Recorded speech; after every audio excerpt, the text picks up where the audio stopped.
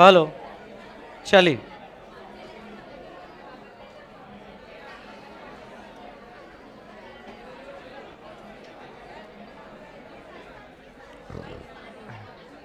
अब बेटा यहाँ पे नेक्स्ट रिवर्स चार्ज पे आ जाओ। Next reverse charge priority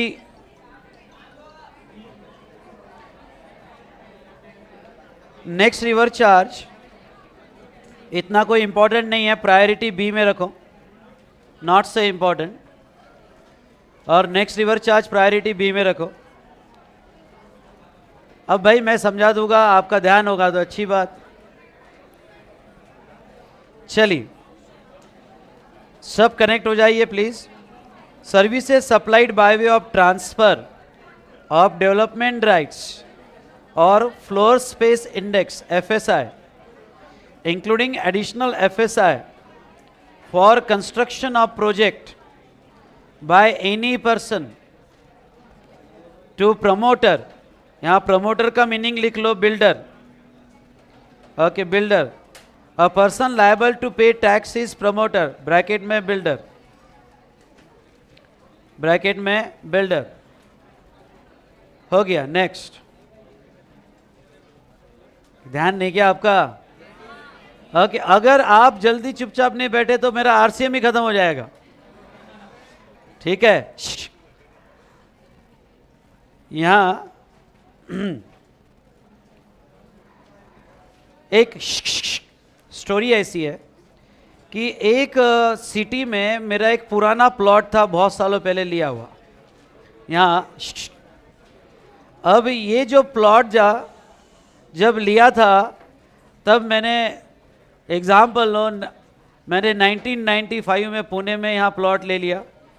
just लिया था यहाँ पे 2 लाख रुपए का, पर यहाँ उसकी कीमत जो हो गई आज 20 करोड़ रुपए हो गई। एग्जाम्पल है, नालायक को एग्जाम्पल है। तो एग्जाम्पल है।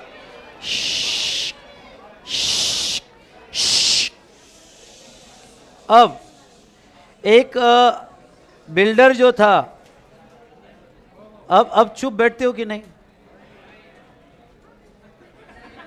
इतनी नालायकी इतनी नालायकी। तो यहाँ पे अब बेटा जो बात करेगा उसको सॉन्ग के लिए बुलाता हूँ। रुक जा, अब बात करके बताओ, बात करके बताओ।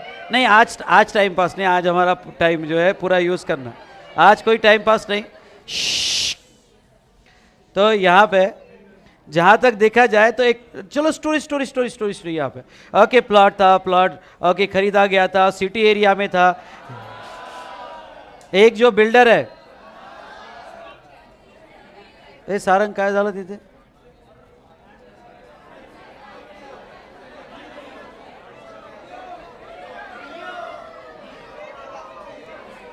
हे प्रोजेक्टर स्क्रीन का गेला?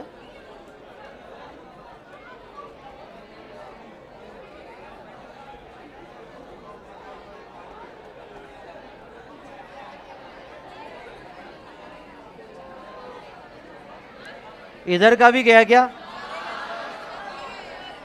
पता है, पता है क्या, मन में खुशी हो रही हो गई। खुशी हल्की हल्की हो रही है ना? अच्छा ओके। जो ऑनलाइन कनेक्टेड स्टूडेंट है 2 मिनट रुक जाओ बेटा, स्क्रीन गायब हो गया है। ओके आ गया आ गया आ गया।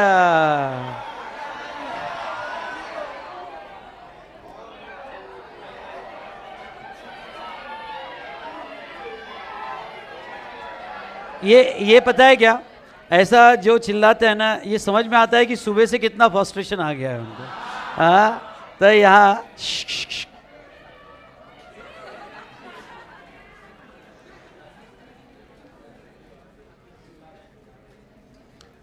आता माझी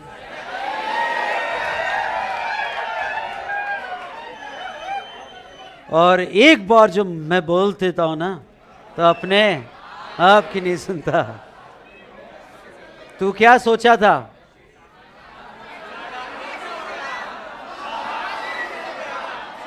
हाँ, हाँ। तो चलो यहाँ पे समझ लो बेटा, एक बिल्डर था जिसका नाम हम प्रमोटर लेंगे, और ये जो प्रमोटर या बिल्डर, ओके, जो भी नाम आप कहना चाहो, इसका नज़र थी मेरे प्लॉट पे, क्योंकि इसको पता था कि सिटी एरिया में रोड साइड है और यहाँ बहुत अच्छा बिल्डिंग बांध सकते हैं। लेकिन अब ये आज की कीमत इस प्लॉट की हो गई थी 20 करोड़, ओके, 20 CR। ये समझा नहीं समझा?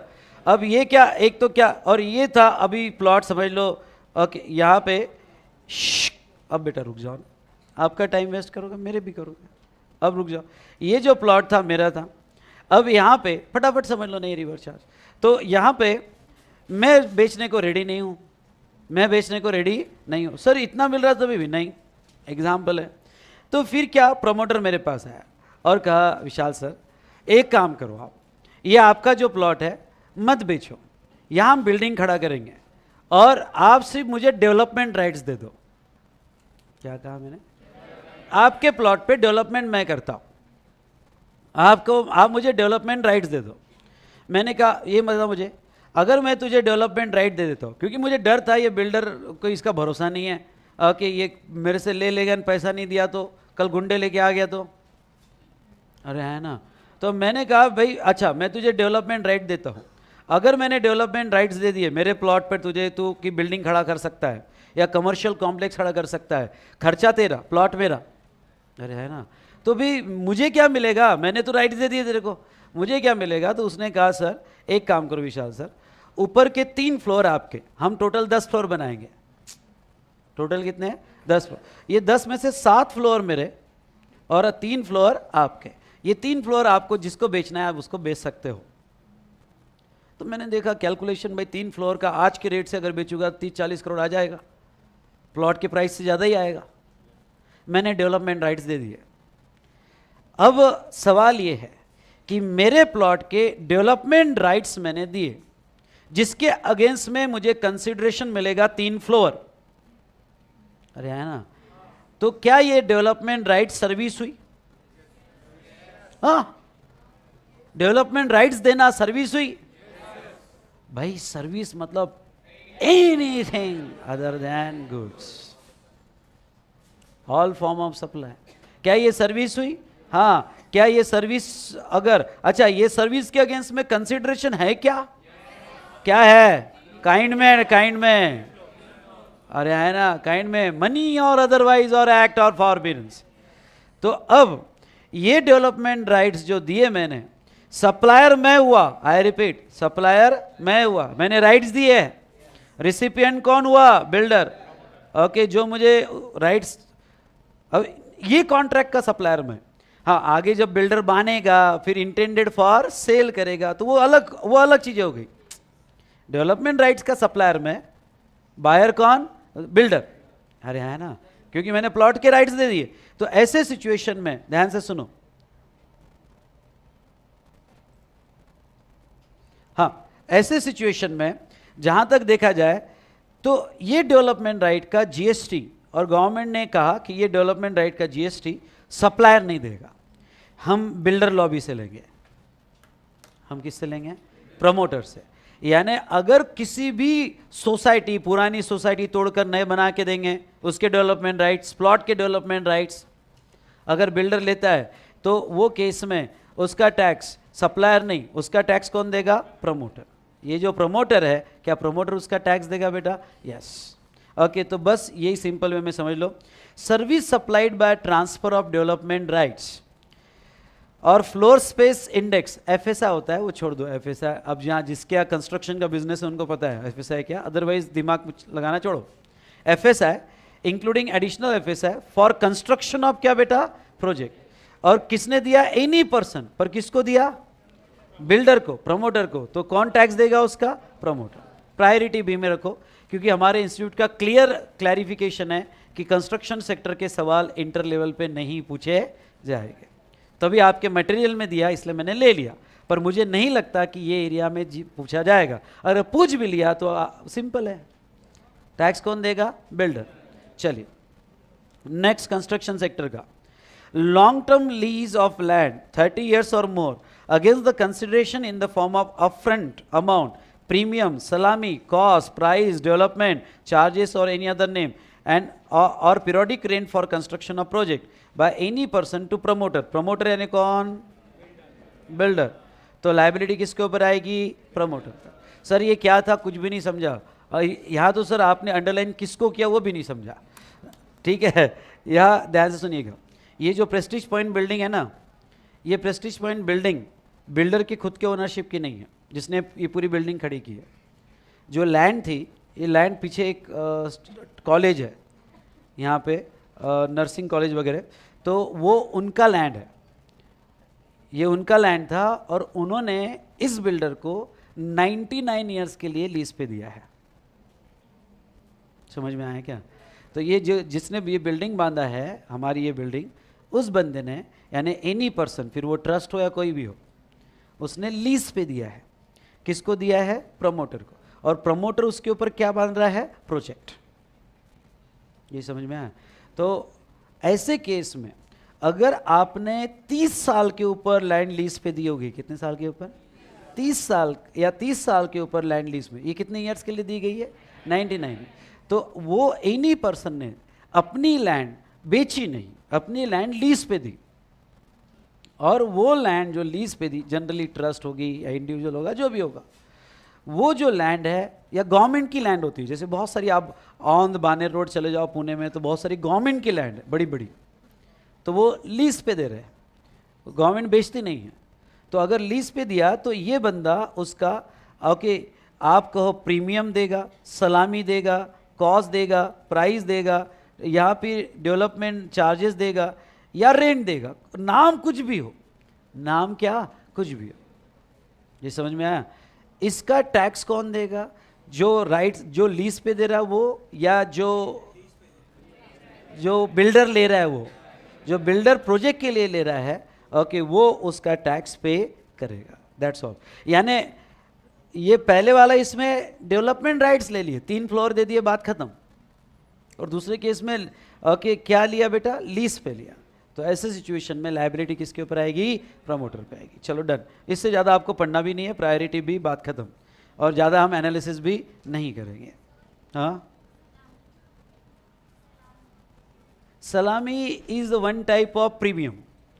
अलग अलग स्टेट में अलग अलग नाम है. जैसे महाराष्ट्र में हम लीज रेंट कहते हैं, एमपी यूपी में जाओगे तो वहाँ लोकल वर्ड में सलामी वर्ड है. ठीक है, तो ये नाम इन शॉर्ट समझने के लिए प्रीमियम, लेकिन नाम अलग अलग कुछ भी कहो, तुमने पैसा दिया तो रिवर चार्ज में जीएसटी आ जाएगा. ठीक है. नेक्स्ट वेरी इंपॉर्टेंट, इस बार इस पे सवाल आ सकता है. Service supplied by director of company और body corporate to said company और बॉडी कॉर्पोरेट, तो उसका टैक्स कंपनी और बॉडी कॉर्पोरेट इज पेबल. अच्छा, आपका लॉ में डायरेक्टर चैप्टर हो गया?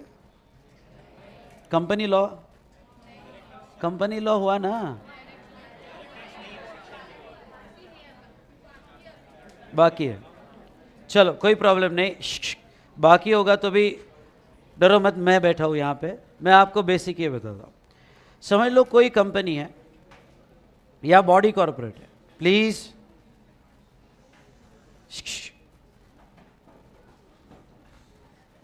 कंपनी और बॉडी कॉर्पोरेट. अब बेटा कैसा है कि आप अभी ले लो जाना. हाँ, कंपनी और बॉडी कॉर्पोरेट. अब देखो क्या हुआ, इसके 3 डायरेक्टर है. डायरेक्टर 1, मेरे साथ रफ में डायरेक्टर 2. हाँ, चिक करो, कुछ भी करो, यहाँ आपको ड्रॉ करना है, तो यहाँ पे ड्रॉ करना है. कंपनी और body corporate, V smart private limited, इसके 3 डायरेक्टर. ठीक है. एक जो डायरेक्टर है वो वोल टाइम डायरेक्टर है. ऐसे वर्ड पता है क्या आपको? वोल टाइम डायरेक्टर. एक जो डायरेक्टर है वो वोल टाइम डायरेक्टर है. अच्छा मुझे बताओ, अगर ये डायरेक्टर वोल टाइम डायरेक्टर है जनरली फुल टाइम डायरेक्टर को एम्प्लॉय माना जाता है, जिसको सैलरी मिलती है, हाँ या ना? तो ये जो है फुल टाइम डायरेक्टर है, इसको कंपनी क्या दे रही है? सैलरी। सैलरी, इसकी जो भी सर्विसेज कंपनी को मिल रही है उसकी कंपनी सैलरी दे रही है इन the course of employment, in the course of बाकी दो डायरेक्टर जो है, इन डायरेक्टर को यहाँ पे प्रोफेशनल फीस या सिटिंग फीस, सिटिंग फीस सुना है कभी?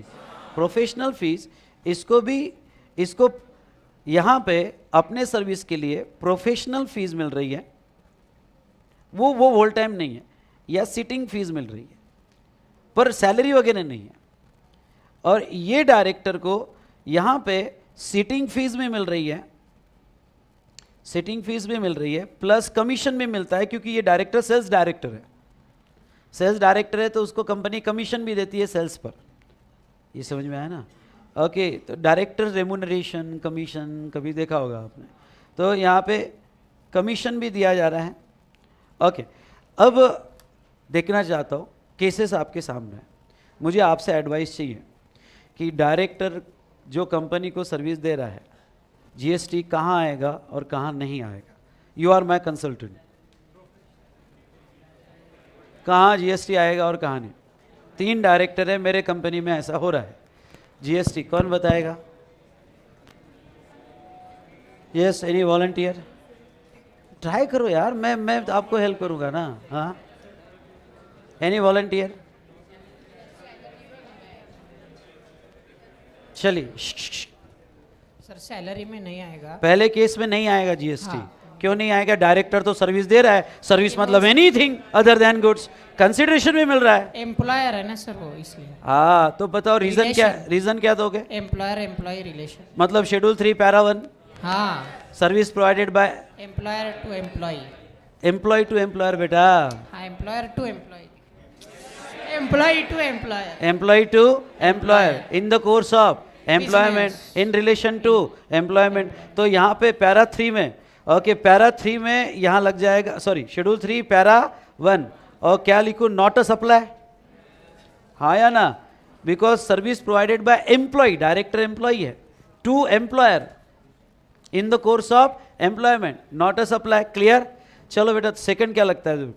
सेकंड, उसको सैलरी नहीं है, सिटिंग फीस है और प्रोफेशनल फीस है। सिटिंग फीस है सर, तो आएगा इस पर। ये सर्विस है, हाँ। ये इन द कोर्स ऑफ एम्प्लॉयमेंट नहीं है, तो फिर इस पे जीएसटी आएगा। हाँ, ओके, तो ये सप्लाई माना जाएगा और इसके ऊपर जीएसटी आएगा। वेरी गुड, बहुत बढ़िया। ओके, इस पे जीएसटी। ऑनलाइन वाले आप भी ट्राई करो, मैं आपका भी आंसर लूंगा। ओके, नाउ नेक्स्ट, यहाँ पे थर्ड बता बेटा क्या? उसको सिटिंग फीस और कमीशन मिल, हाँ, उसका भी जीएसटी आएगा। अब मुझे ये बता, मैं देखना चाहता हूँ इनकम टैक्स में टीडीएस कहाँ कटता है? टीडीएस तीनों केस में इनकम टैक्स में कटेगा, पर कोई सेक्शन बता सकता है? देखना चाहूँगा। सैलरी का कौन सा? सैलरी का टीडीएस काटा तो कौन सा? 194 जे लॉक कर दो? नहीं, सैलरी का नहीं, 194 ही रहेगा टीडीएस। ये आपके लिए होमवर्क, मुझे बताना कल, ठीक है? टीडीएस तीनों केस में पर वो 194 जे में होगा। अरे यार, ओके, यहाँ पे सैलरी होगा तो 194 जे आपका आंसर सही है।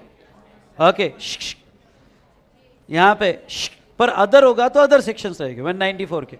चलो, इंपॉर्टेंट वो नहीं है। अब मैं जीएसटी के इंपैक्ट क्या आएंगे, अब जीएसटी के इंपैक्ट समझ लो।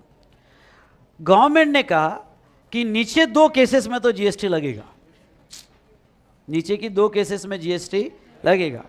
आप कंसल्टेंट हो, आज सिर्फ जीएसटी के हिसाब से नहीं, इनकम टैक्स भी दिमाग में रखना कि भाई वहां के टीडीएस भी कटते हैं।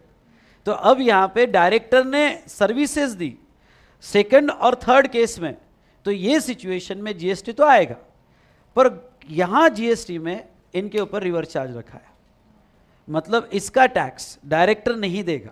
जैसे मेरे इसमें मैं प्रोफेशनल फीस लेता हूं, okay, V Smart Academy Private Limited से, प्लस सिटिंग फीस लेता हूं, तो वो जो भी पैसा मैं ले रहा हूं उसका जीएसटी मैं नहीं पे कर रहा हूं, वी स्मार्ट पे कर रहा है। Is it clear?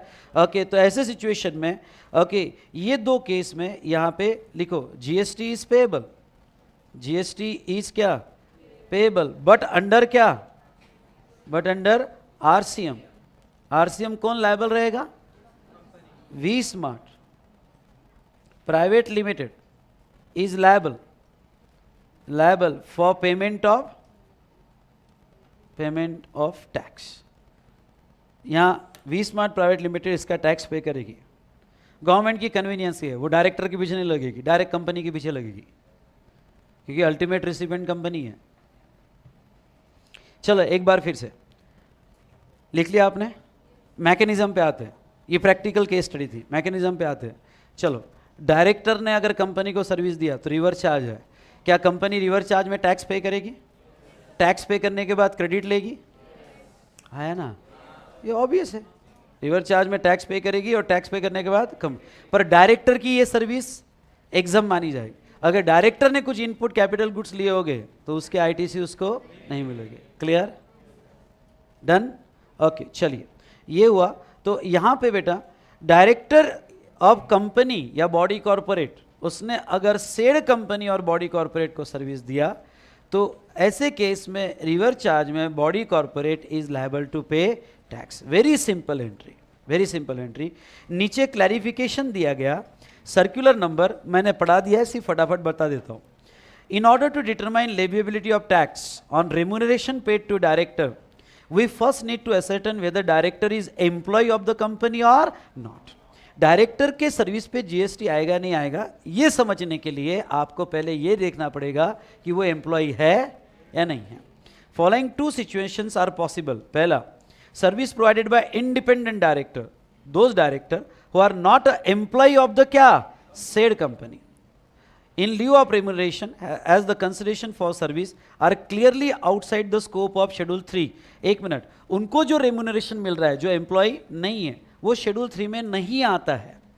अच्छा, शेड्यूल 3 में नहीं आता है मतलब ही सप्लाई है, क्योंकि शेड्यूल 3 में आ जाता तो सप्लाई नहीं बोला जाता। ठीक है, शेड्यूल 3 में नहीं आता है एंड देयरफॉर क्या बेटा, taxable. As seen above illustration, reverse charge service, such remuneration paid to director is taxable in the hand of क्या company.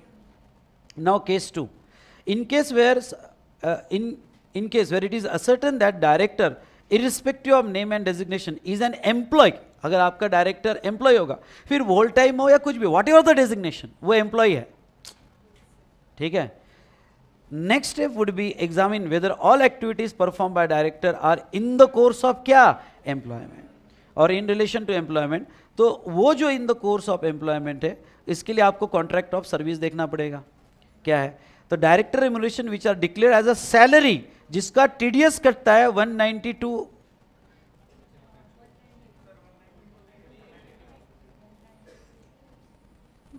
Are on TDS 192 of income tax are not taxable being a consideration for service by employee to employer और director remuneration which is declared by separately other. अच्छा ठीक है, मतलब salary का जो TDS कटता है वो किस में कहा है इन्होंने, 192 में। अगर 192 में कटता है तो वो सिचुएशन में वो एम्प्लॉय माना जाएगा और वो सप्लाई नहीं बोला जाएगा। लेकिन further part of employee director remuneration which is declared separately other than salary. अब क्या एक ऐसा भी हो सकता है कि एक डायरेक्टर जिसको सैलरी भी मिल रही है, जिसको क्या सैलरी मिल रही है और अदर प्रोफेशनल या कमीशन भी मिल रहा है, तो जो सैलरी है उस पर जीएसटी नहीं, लेकिन जो अदर मिल रहा है अदर देन सैलरी, जिसका टीडीएस कट रहा है ओके 194J में as a professional fees and etcetera, तो ऐसे सिचुएशन में उस पर जीएसटी लाया जाएगा, वो out of the scope of schedule 3। एक मिनट, तो हमारे सामने 3 सिचुएशन होगी। डायरेक्टर टोटली एम्प्लॉई है, नो जीएसटी। डायरेक्टर एम्प्लॉय नहीं है तो जीएसटी, और डायरेक्टर एम्प्लॉय भी है और अपनी अलग से सर्विस भी देता है, तो कौन से पार्ट पे आएगा, जो अलग से service they. That's all. Okay, यहाँ पे ये जो है प्रोविजन यहाँ एंड होती है। तो हमने ये देखा यहाँ पे रिगार्डिंग टू डायरेक्टर्स सर्विसेज।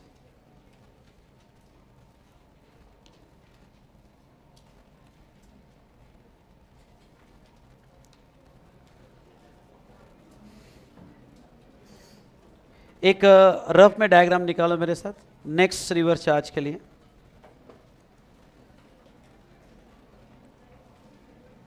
ये लास्ट, फिर हम इसका डिस्कशन एंड करेंगे, ठीक है? ये लास्ट वाला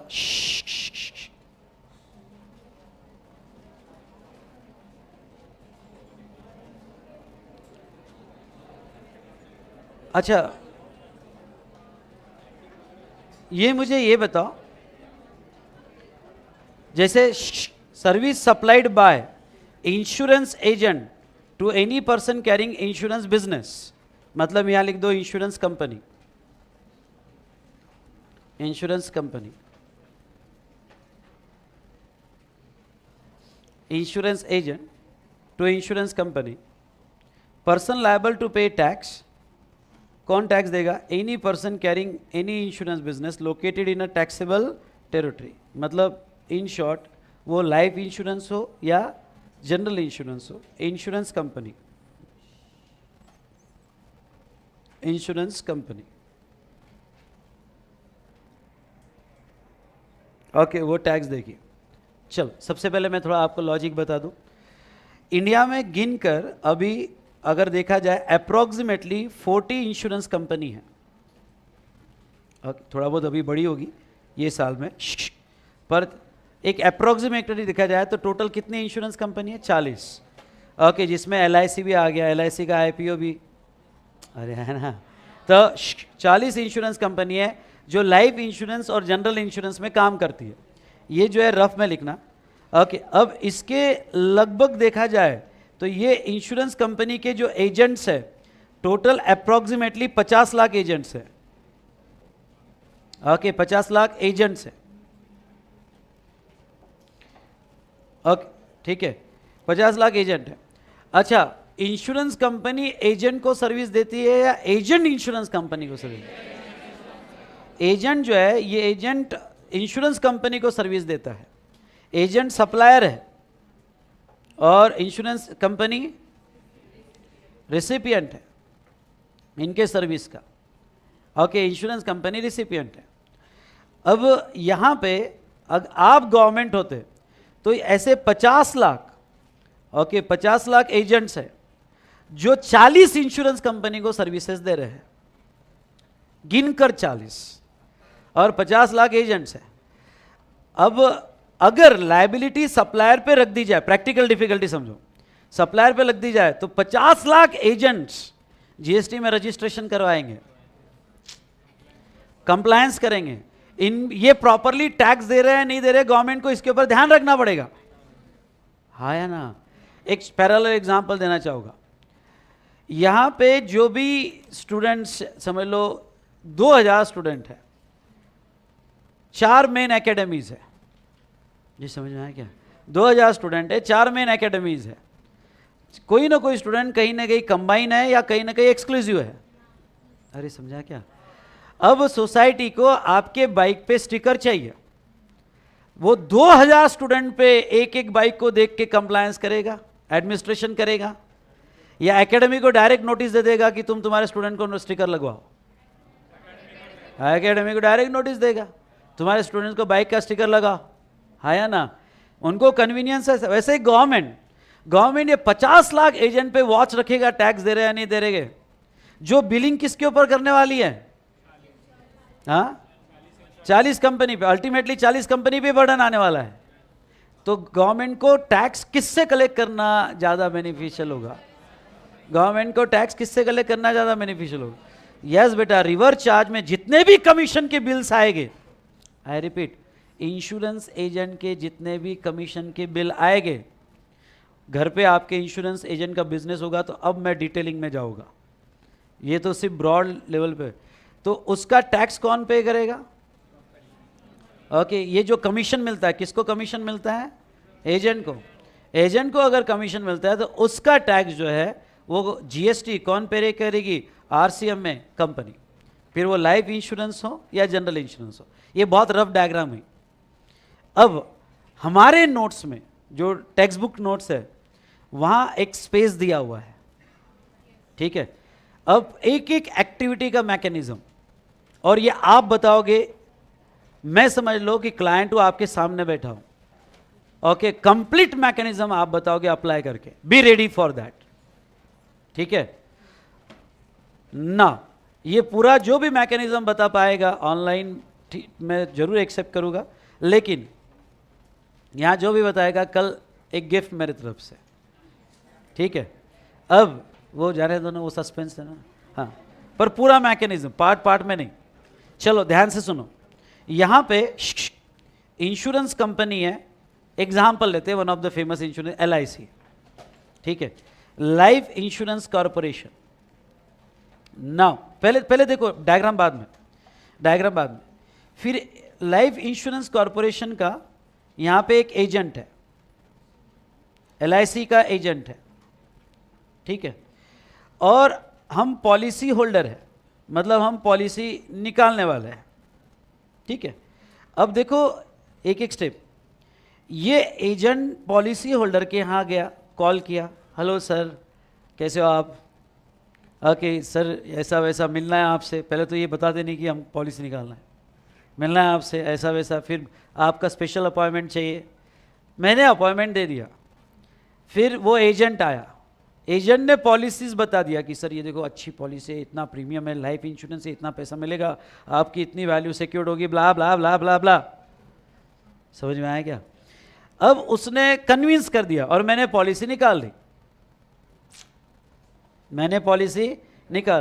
मुझे बताओ ये इसमें किसने किसको सर्विस दी? समझ लो, ओके, यहां पे V नाम ले लेते हैं, तो एक किसने किसको सर्विस दी? नहीं, एजेंट ने कंपनी के बिहाफ पे कन्विंस किया। एजेंट ने क्या, कंपनी, वो इतना कन्विंस कर रहा है तो कमीशन मैं थोड़ी देने वाला उसको, कमीशन कौन देगी? कंपनी ने भेजा है उसको, क्लियर? तो उसने जो मुझे कन्विंस किया, समझ लो पॉलिसी निकल गई और मैं पॉलिसी होल्डर हूं, तो ऐसे सिचुएशन में यहां पे उसने सर्विस मुझे समझाने की कंपनी को दी। इस पे आप सभी कन्विंस हो? तो अब उसने यहां पे सर्विस दी, पॉलिसी निकाल के दी भाई, कंपनी में बहुत बढ़िया पॉलिसी निकल गई, कंपनी उसको क्या देगी? कमीशन। अब कंपनी उसको जो कमीशन देगी, यहां पे कमीशन, और कमीशन कंपनी उसको जो दे रही है वो समझ लो 1 लाख रुपए, बड़ा पॉलिसी है, 1 लाख रुपए कमीशन दे रही है उसको, उस पॉलिसी का। अब मुझे बताओ, पॉलिसी होल्डर प्रीमियम देगा, प्रीमियम किसको देगा? और रिसीव किसकी आएगी? कंपनी की। यानी अब कंपनी सर्विस दे रही है पॉलिसी होल्डर को, आया ना, कंपनी सर्विस दे रही है पॉलिसी होल्डर को, क्या? तो इंश्योरेंस सर्विस कंपनी दे रही है। सर इंश्योरेंस सर्विस में क्या दे रही है कंपनी? उसका रिस्क अज्यूम कर रही है, किसी का रिस्क लेना वो भी सर्विस है। सर्विस मतलब एनीथिंग अदर देन गुड्स। समझ में आ रहा है? उसके अगेंस्ट में मैंने कंपनी को क्या दिया? प्रीमियम। प्रीमियम, समझ लो प्रीमियम है। और यहां पे प्रीमियम की वैल्यू जो है, मैंने 10 साल की पॉलिसी निकाली और हर साल का प्रीमियम 2 लाख है, जितना प्रीमियम उतना ही जीएसटी आएगा, है ना। 10 लाख की पॉलिसी निकाली, हर साल का प्रीमियम। एक एक ट्रांजैक्शन पे बताओ जीएसटी इंपैक्ट कैसे हो गया, बताओ। इसमें यहां पे मुझे एक एक लाइन चाहिए, ट्रांजैक्शन 1 है या 2 है, फिर उसमें कौन सप्लायर है, कौन रिसिपिएंट है, किसका आउटवर्ड सप्लाई, किसका इनवर्ड सप्लाई, फिर कौन कैसे आईटीसी लेगा, किसके अगेंस्ट में आईटीसी लेगा, क्या लेगा। ओके बॉस, मैंने ये लेवल तक आपको पढ़ाया हुआ है और अगर आपको जम गया मजा आ जाएगा। माइक कहाँ है? माइक कौन वॉलंटियर है जो बताना चाहेगा? हाँ, मैं रिवर्स चार्ज वगैरह बाद में पढ़ाऊंगा, पहले मुझे ट्रांजैक्शन की पूरी सी जीएसटी इंपैक्ट बताओ। वेरी गुड, पीछे से मुझे स्टेप बाय स्टेप सारे पॉइंट्स बताना। पहले तो मुझे मेरे सवाल और तेरे आंसर ऑनलाइन भी ट्राई करो। पहला आंसर, कितने ट्रांजेक्शन है इसमें? 2 ट्रांजेक्शन, 2 ट्रांजेक्शन हुए हैं। ये कौन से 2 ट्रांजेक्शन हुए? एक LIC और एक एजेंट और LIC का, LIC और एजेंट और LIC। मतलब पहला सर्विस ट्रांजेक्शन ये है, यस, है ना? हाँ, और दूसरा सर्विस ट्रांजेक्शन, LIC और होल्डर, हाँ, LIC और होल्डर, ये दूसरा सर्विस ट्रांजेक्शन है। यस। चल अब मुझे इसके इम्पैक्ट बता। इसके अब ये बता कि कमीशन 1 लाख रुपए मिला, यस, तो नॉर्मली ये ट्रांजेक्शन में टैक्स कौन देगा? ये ट्रांजेक्शन में नॉर्मली एजेंट ने देना चाहिए। नॉर्मली एजेंट ने देना चाहिए, वेरी गुड। हाँ। पर एजेंट ने देना चाहिए, पर इसका टैक्स एजेंट पे रखा है या रिवर चार्ज में कंपनी पे डाला है? कंपनी पे रखा है। रिवर चार्ज में कंपनी कंपनी, पे यानी ये कंपनी उसको 1 लाख देगी, उसको 1 लाख देगी, हाँ, और गवर्नमेंट को इसका 18% देगी। 18% देगी, यस, ये समझाया नहीं समझा? यस, नॉर्मली क्या होता था, एजेंट बिल देता था, और एजेंट बिल देता था 1,18,000 का देता था, आया ना? पर एजेंट पे तो बिल है ही नहीं, यानी कंपनी को 1,18,000 ही देना है ना? Yes, पर वो 1,18,000 डायरेक्ट देगी या एक उसको और 18 गवर्नमेंट को देगी? एक उसको 18 अच्छा मुझे आगे बता, मुझे इसमें स्पेसिफाई कर चारों 2 ट्रांजेक्शन में what is inward, what is outward? Agent का ये आउटवर्ड है, यस, एजेंट का ये आउटवर्ड है, एजेंट का आउटवर्ड है, तो किसका इनवर्ड है? LIC का इनवर्ड है, LIC का इनवर्ड है, इनवर्ड है, वेरी गुड। LIC का इनवर्ड है, वेरी गुड, ओके। फिर दूसरा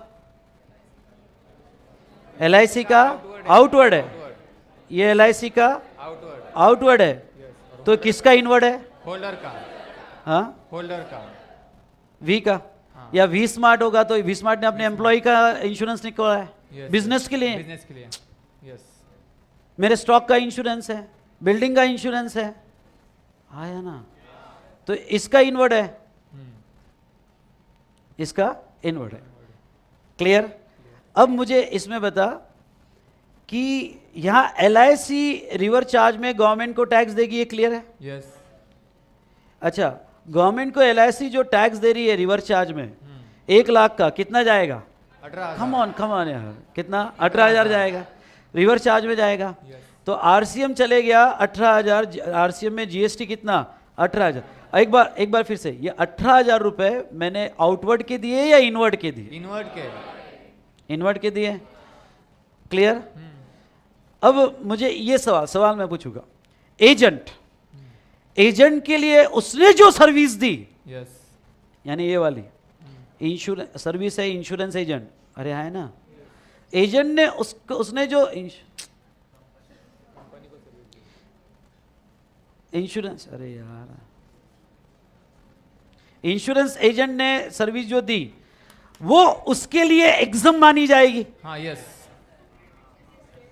वो उसके लिए एग्जाम मानी जाएगी, याद आया ना, सप्लायर के लिए yes, एग्जाम, exam क्योंकि मानी RCM वाला सर्विस है, यस, अगर उसके लिए एग्जाम मानी जा रही है यस, तो ITC यूज नहीं कर सकता, तो एजेंट ने अपने ये सर्विस के लिए ओके बहुत सारे इनपुट खरीदे हैं, यस, एजेंट का ऑफिस है, यस, अरे इंश्योरेंस एजेंट, ये इंश्योरेंस एजेंट क्लाइंट आएगा आपके पास Yes. या घर पे बिजनेस होगा, यस सर, तो यहाँ पे इंश्योरेंस एजेंट के इनपुट्स है, उसके ऑफिस में AC फैन सब कुछ लगा हुआ है, फर्नीचर है, ओके, कैपिटल गुड्स है, ओके। इंश्योरेंस एजेंट सर्विसेज, वो इनपुट सर्विसेज इतनी, इंटरनेट सर्विस ले रहा है, टेलीफोन सर्विस ले रहा है, अकाउंटिंग सर्विस ले रहा है, ऑडिटिंग सर्विस ले रहा है, बहुत सारी सर्विसेज ले रहा है, जिसके ऊपर उसको GST लग के आ रहा है। यस, वो तेरे पास पूछने आ गया कि यार मेरा GST का बैलेंसेस बहुत आ रहा है, यस, क्या मैं क्रेडिट ले सकता हूँ? नहीं, नहीं, हाँ, नहीं, नहीं ले सकता, नहीं, क्या रीजन? अगर मैंने पूछ लिया, समझ लो तेरे यहाँ सच में कोई रिलेटिव है, उसने बोला क्यों नहीं ले सकता यार मैं क्रेडिट, मैं तो बिजनेस के लिए यूज कर रहा हूँ ना, मैं क्यों नहीं ले सकता? लेकिन आपका आउटवर्ड ही एग्जाम है ना, हाँ, आउटवर्ड आपका एग्जाम, हाँ, उसको बोल सेक्शन 17(3) में तेरा सर्विस रिवर चार्ज वाला एग्जाम माना जाता है। अरे पर एग्जाम थोड़ी है, माना जाता है। और तेरा अगर सर्विस एग्जाम माना जाता है तो तुझे ITC नहीं मिलेगा, तुझे नहीं मिलेगा। अच्छा, एग्जाम कह रहा है अरे यार मेरा कमीशन 20 लाख से नीचे है, 20 लाख से नीचे है तो फिर मैं इस पर टैक्स क्यों? नहीं, ना उसको थ्रेशोल्ड भी मिलेगा ना। सर इसका मतलब ये है कि रिवर्स चार्ज में गवर्नमेंट अपना बहुत फायदा करवा के लेती है। यस, क्योंकि बताता हूँ कैसा फायदा होगा। अगर ये टैक्स लायबिलिटी एजेंट पे होती तो एजेंट 20 लाख पे टैक्स देता ही नहीं, यस, थ्रेशोल्ड लेता। अरे है ना। पर अब लायबिलिटी एजेंट पे है ही नहीं, तो उसके एक एक कमीशन पे कंपनी रिवर्स चार्ज दे रही है। यस, नहीं समझा आप? यस, समझ रहे हैं ना, उसके एक एक रुपए पे रिवर्स चार्ज में कंपनी, मतलब गवर्नमेंट को फायदा ही फायदा। रिवर्स चार्ज में बहुत फायदा है गवर्नमेंट को, उसके क्रेडिट भी गए, क्रेडिट भी थ्रेशोल्ड भी नहीं, और इससे पूरा कलेक्ट भी कर रही गवर्नमेंट। ये सबको समझा क्या? ओके, अच्छा, रिवर्स चार्ज में इसने जो 18,000 रुपए दिए, हाँ, इसने जो 18,000 रुपए दिए, क्या उसको क्रेडिट मिलेगा? Yes, ITC allowed? यस। पर अच्छा, 18,000 पे करने के लिए क्रेडिट यूज कर सकता है या नहीं, पे नहीं, करने पे के बाद क्रेडिट यूज पे कर? करने के बाद। पे करने के बाद। ओके, ये है प्रैक्टिकल लाइफ में हमारा नॉलेज यूज करना। दुनिया भर के क्वेश्चन आएंगे तुमको इसके, ये समझ में आया क्या? तो ये जो है आप इसका आईटीसी ले सकते हो। चल आजा, अब आगे बता। देख तू पहल कर, मैं तेरे साथ हूं। ओके, बस तू स्टेप बता, आगे क्या होगा? क्वेश्चन तो पूछे। हाँ, आगे ये क्वेश्चन है कि इसका आगे 2 लाख का प्रीमियम लगाया इसने, हाँ, प्रीमियम लगाया 2 लाख का, आगे क्या होगा? उस पे जीएसटी देगा ना वो। अच्छा, जीएसटी देगा 2 लाख पे। इंश्योरेंस कंपनी फॉरवर्ड में लगाएगी या रिवर्स में ये देगा? वी स्मार्ट फॉरवर्ड, उसको कहा रिवर्स है, यस, एजेंट का रिवर्स है। यस, यस, फॉरवर्ड में लगेगी। इंश्योरेंस कंपनी तो फॉरवर्ड में लगाएगी ना, ये समझा नहीं समझा? तो इंश्योरेंस कंपनी फॉरवर्ड में लगाएगी, लगेगी, ओके, यानी इंश्योरेंस कंपनी इसका टैक्स देगी गवर्नमेंट को, यस, इंश्योरेंस सर्विस का। कितने? 2 लाख का 18%, कितना हो गया? 36,000। क्या मैं लिख सकूं tax on outward supply? Yes, tax on outward supply. Supply कितना होगा? तो 2 lakhs इंटू क्या 18%, कितना आ रहा है? 36,000 ये टैक्स आया। अब मुझे ये लास्ट बता दे बॉस, तू ये 36,000 जो उसको देना है और वो पास ऑन करेगा। चलो अब ये देखो चेन, इतना बढ़िया चेन चलता है ना, क्योंकि ऑन ईच स्टेज, ये मल्टीपल स्टेज टैक्स नहीं, सॉरी ये सिंगल स्टेज टैक्स नहीं, ये मल्टीपल स्टेज टैक्स है। यस, अरे है ना, ये मल्टीपल, अब वी स्मार्ट अगर ये इंडिविजुअल है, ये तो अल्टीमेट यूजर हो गया। ओके, हाँ, एक आज सवाल ब्रेक में आया, ब्रेक में सवाल अच्छा है, और सवाल उसने पूछा, सवाल ये पूछा किस पे था तेरा? रेंटिंग ऑन मैं ये अब थोड़ा डिस्कशन ही डाइवर्ट कर रहा हूं। उसका क्या कहना था, हाँ आगे मेरे को क्लिक हो गया। उसका ये कहना था कि सर वो आपने कहा, थोड़ा डिस्कशन डाइवर्ट कर रहा हूँ, बड़ा इंपॉर्टेंट है, फिर वापस आओगे इस पे। उसने कहा सर आपने ये समझाया कि government renting of immovable property, renting of immovable property unregistered को देती है, तो गवर्नमेंट टैक्स पे करेगी फॉरवर्ड में, अनरजिस्टर्ड तो गवर्नमेंट पे करेगी, और वो पान वाले से पैसा लेगी क्योंकि इनडायरेक्ट टैक्स है ना। तो अब उसका ये कहना था सर वो पान वाले से क्यों जीएसटी ले रहे हैं, वो छोटा आदमी है, उससे क्यों लेना? देखो भाई एक बात समझा दो, अगर तुम पान वाले का इतना फेवर कर रहे हो तो फिर सवाल तो तुम्हारे पे भी आ जाता, तुमसे क्यों लेना? तुम तो स्टूडेंट हो, अरे है ना, फिर तुमसे क्यों लेना? फिर ऐसे केस में तो ओके गड़बड़ हो जाएगी, क्योंकि अल्टीमेट बर्डन कस्टमर पे यानी पब्लिक पे ही आता है इनडायरेक्ट टैक्स का। और तू अगर पान वाले का पब्लिक की बात कर रहा है तो फिर पूरे इंडिया में पब्लिक है। अरे वो बेगर भी होगा ना, बिस्किट खरीदेगा ना, तो इंक्लूसिव ऑफ टैक्स होगा। तू पान वाले की फिक्र मत कर। ये समझा? एक चीज दिमाग में रखो, कभी मन में आया कि यार उसके ऊपर जीएसटी बर्डन क्यों, आप मतलब इनकम टैक्स और उसमें कंफ्यूज हो गए। अपने आप को एक बार समझाना कि अगर बेगर को नहीं छोड़ा तो पान वाले को क्या छोड़ेंगे? अल्टीमेट बर्डन पब्लिक पे ही आना है, हम ही हैं, पब्लिक का पैसा है। वो बात अलग है कि गवर्नमेंट पैसा यूज नहीं कर रही बराबर, फिर वो डायरेक्ट हो या इनडायरेक्ट। तो यहां पे ध्यान सुनना, मैं क्यों डाइवर्ट हुआ, मैं रीजन बताता हूं। यहां पे यहां अगर ये इंडिविजुअल है तो पूरा बर्डन इसके ऊपर आ गया भाई, समझ में आया?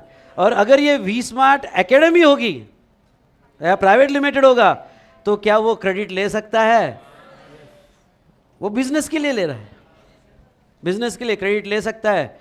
तो मैं कहता हूं वैसे नॉर्मली यस, लेकिन मैं आपको बताऊंगा आगे, आईटीसी चैप्टर में इसको ब्लॉक क्रेडिट में डाला है, जैसे मोटर कार को डाला है, इसको भी डाला है। तो हम बाद में नहीं, नॉर्मली क्रेडिट अलाउड है क्योंकि बिजनेस में है, पर हम देखेंगे बाद में ब्लॉक क्रेडिट। जाने तो ये लास्ट वाला पॉइंट छोड़ो, अभी ऐसा समझोगे क्या? हाँ ले सकते हैं, हाँ ओके, लास्ट वाला पॉइंट छोड़ दो, नहीं तो वहीं अटक जाओगे। ओके, तो पूरा फ्लो हो गया क्या? अब लास्ट, क्या मैं 36,000 पे करना है, 36 में से 18,000 का क्रेडिट ले लूँ? नहीं हाँ। अभी नहीं, पे करने के बाद नहीं, पे कर दिया सर, ड्यू डेट हो गई। हाँ, ड्यू डेट को प्रेजेंटेशन कैसा रहेगा? ड्यू डेट को प्रेजेंटेशन कैसा रहेगा? ओके, अच्छा, ड्यू डेट का presentation, output 36 yes minus ITC 18 हाँ और 18 सेपरेट पेमेंट, यस कुछ आया ना? आउटपुट 36 माइनस 18 और 18 सेपरेट पेमेंट, यानी पे भी कर और क्रेडिट भी ले। ये समझ गया ना? दैट्स ऑल बेटा। जो लेवल की मैच्योरिटी आ रही ना तुमको, कि किसी वे के साथ भी भिड़ जाना बिल्कुल, ठीक है? यहाँ पे तो यहाँ आपका पेमेंट ऐसा होगा। ओके, स्टेटमेंट, अगर मैं स्टेटमेंट ऑफ टैक्स लूँ, पर एक मिनट, इतना मैं जब डीप में जा रहा हूँ कंफ्यूजन तो नहीं हो रहा है ना? ऑनेस्टली बताओ किसको हो रहा है? कोई बताएगा भी नहीं, क्यों? मैं क्यों बताऊँ? ओके, स्टेटमेंट ऑफ टैक्स, तो आउटपुट टैक्स कितना हुआ इसका? एक मिनट, अरे यार, output tax 36,000 less ITC 18,000। Okay, net 18,000 और एक और आएगा, पेमेंट अंडर आरसीएम। अरे है ना, पेमेंट अंडर आरसीएम। ये एंट्री ऊपर भी दिखेगी नीचे भी दिखेगी, तो टोटल उसको कितना देना है? 36। ओके, मतलब बात वही हुई क्या? पेमेंट करके क्रेडिट लेना ही है, देना 36 ही है पर ना, ये सब आपको करना पड़ेगा। Is it clear? ओके, चलिए बॉस, ये डायग्राम निकालो, चलो जो जगह है वहाँ पे। ओके, नहीं जगह, अरे शॉर्ट में निकालना है। चलो डू इट फास्ट, खत्म करो, जल्दी निकालो वहाँ पे।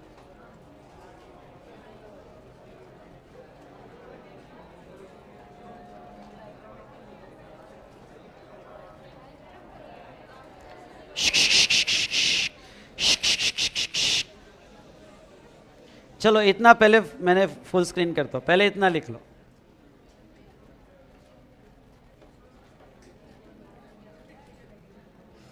यार मैं समझा तो रहा हूँ, पर मुझे एक थोड़ा सा डर है बाद में कन्फ्यूजन नहीं होना, और ये कन्फ्यूजन तभी नहीं होगा जब आप थोड़ा रेगुलर पढ़ोगे।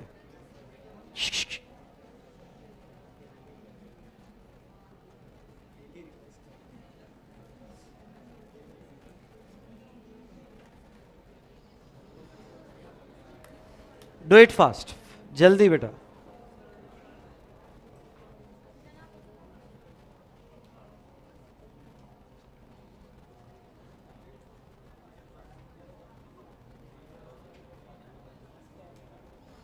एक बार 18,000 कहाँ दिया भाई?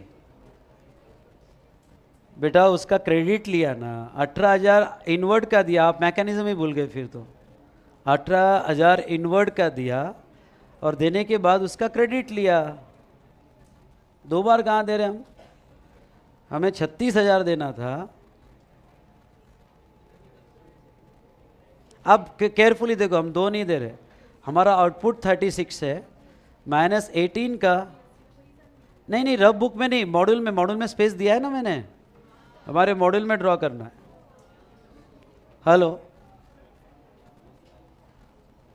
मॉड्यूल में ड्रा करना है।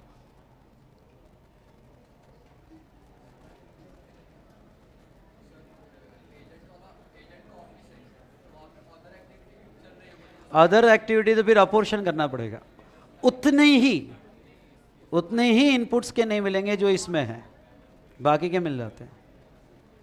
यानी उसके अगर दूसरी कोई सर्विसेज होगी तो प्रोपोर्शन में मिलेगा उसको। प्रोपोर्शनेट आईटीसी मिल जाएगा। हो गया, डन। आधा घंटा लगेगा, घर पे जाके लिख। हाँ हाँ,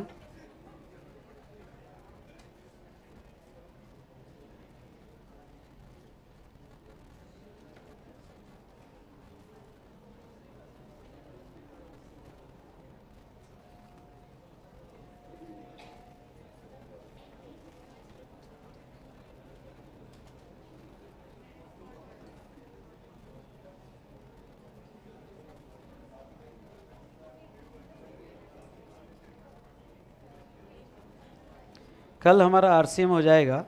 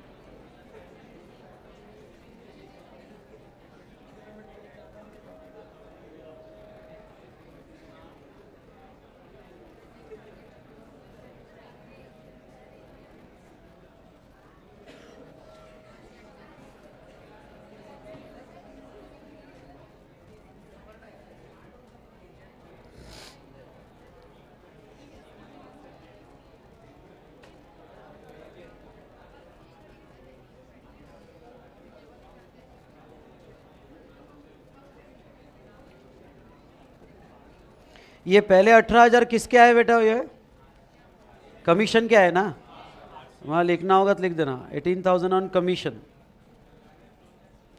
कमीशन पेड, जो एजेंट को कमीशन दिया 1 लाख, उसका 18,000 है आरसीएम में।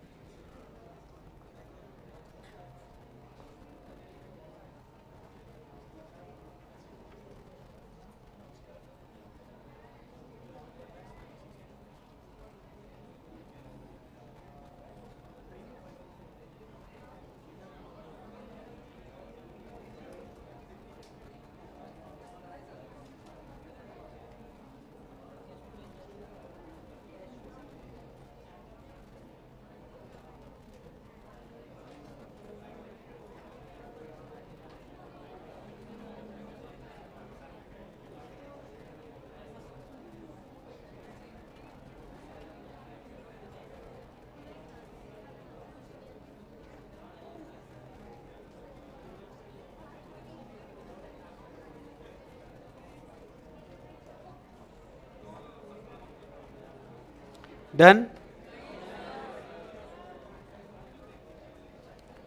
मतलब आपका प्लान है कि, हाँ समझ गया आपका प्लान।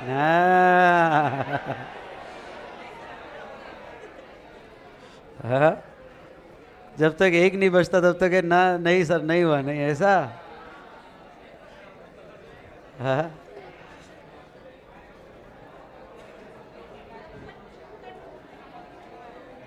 चलिए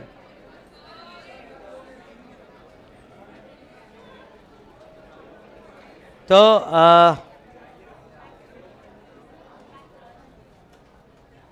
वो इनवर्ट सप्लाई, ये जो है उसकी इन्वर्ट है ना, जो इंश्योरेंस लेगा ये उसका इनवर्ट है ना बेटा। एजेंट से सो सर्विस लेगा, उसका इनवर्ड हुआ, एजेंट का आउटवर्ड हुआ। डन। एक बार पढ़ना समझ में आ जाएगा, सब एक्टिविटीज को खुद प्रैक्टिकली सोचना। तो चलिए दोस्तों, आज का सेशन यहीं एंड करते हैं। आज मैं नहीं लेता हूँ क्वेश्चन है डिस्कशन। पर वो करना पड़ेगा कल से, हम चाहे तुम्हारा मन हो या ना हो, नेक्स्ट सेशन से लेना पड़ेगा। किसी का बुक यहाँ गिर गया है नीचे।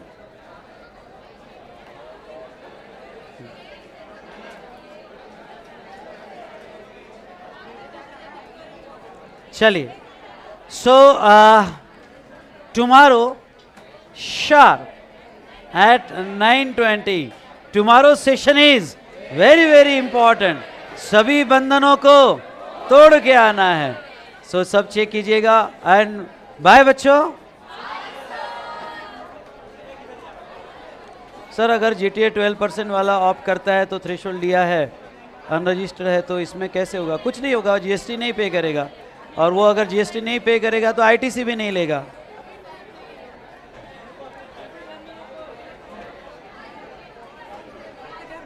नए सिलेबस का अभी कंप्लीट अपडेट नहीं आया बेटा।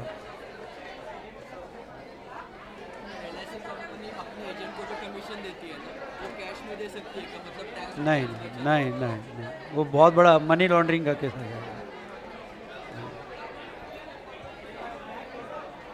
काइंडली टेल ऑडिट की क्लास इंडिविजुअल लाइव ले सकते हैं क्या? बिल्कुल ले सकते हैं बेटा। आप वी स्मार्ट एकेडमी पोर्टल पे जाके आपको इंडिविजुअल मिल जाएगा। कार का क्या था? कार का ITC ब्लॉक है, मैं आगे बढ़ाऊंगा ITC चैप्टर में। सर कल बीकॉम का एग्ज़ाम है तो प्लीज़ कल के लेक्चर का बैकअप, हाँ कल प्रोवाइड कर दूंगा, कल के लेक्चर का शाम तक प्रोवाइड कर दूंगा। चलो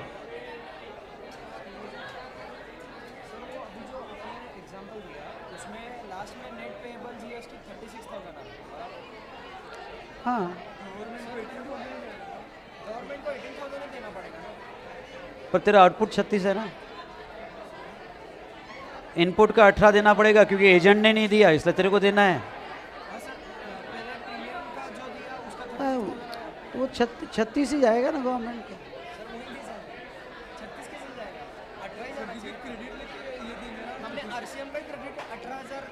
भाई गवर्नमेंट को ये रिवर्स नहीं होता, तो गवर्नमेंट को 36 मिलते। कैसे? एजेंट 18 देता। सप्लायर अगर एजेंट होता, रिवर्स चार्ज नहीं होता, तो एजेंट 18 देता गवर्नमेंट को और हम 18 देते, तो गवर्नमेंट को 36 ही जाते। तो यहाँ 36 ही गए क्योंकि एजेंट ने दिया ही कहाँ।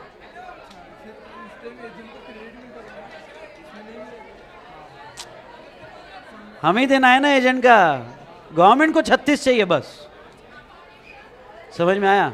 अगर ये रिवर्स नहीं होता तो एजेंट 18 देता, हमको पास ऑन करता, हम क्रेडिट लेते और हम 18 देते।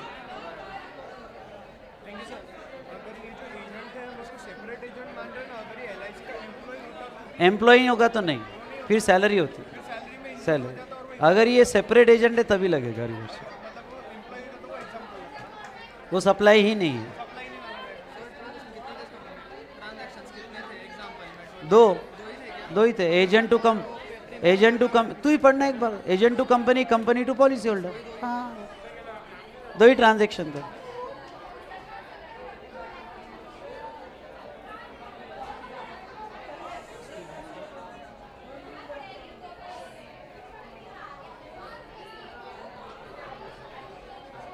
कोई प्रॉब्लम नहीं बेटा, आपका कॉन्सेप्ट मिस हो गया तो दोपहर तक मैं अपलोड कर लूँगा। और जो आपको ऑनलाइन डाउनलोड का मैंने यहाँ पे ऑप्शन दिया है, किस तरह से आपको ऑनलाइन डाउनलोड सेटअप करना है वो सेटअप कर सकते हो।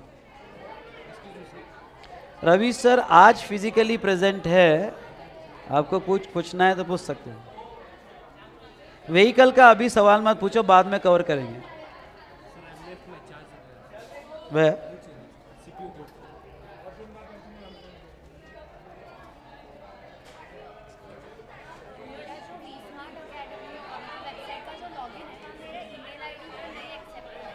नीचे जाओ, चंचल करके होगी, उसको बताओ। चंचल,